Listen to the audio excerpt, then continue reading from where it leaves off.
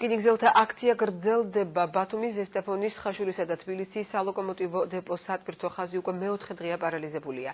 მემანქანების ხელოსნებისა და მუშების სრული შემადგენლობა გაფიცულია, ისინი მათი მოთხოვნების სრულად დაკმაყოფილებამდე სამუშაოს გაგრძელებას არ აპირებენ. გაფიცულები მთავრობისგან დაპირებული 3 პუნქტის შესრულებას ითხოვენ, რომელიც ზეგანაკვეთური შრომის ანაზღაურებას, ხელფასის ოდენობის შენარჩუნებას და მე-13 ხელფასის გაცემას ითვალისწინებს.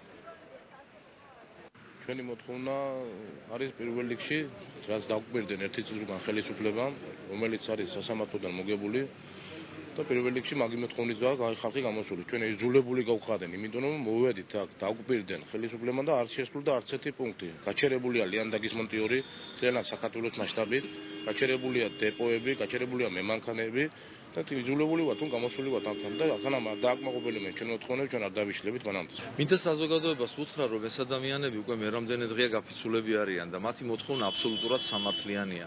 ჩვენ გვინდა დოკუმენტალურად დადასტურებული ინფორმაცია და საბუთი იმასთან დაკავშირებით, რომ ხელფასები არ შემცირდება. მეორე, ჩვენ გვინდა, რომ ერთი წლის წინ გაფორმებული შეთანხმება შესრულდეს. და მესამე, ის რაც კოდექსში წერია, ზეგანაკვეთური სამუშაო ანაზღაურდეს ზუსტად და დროულად.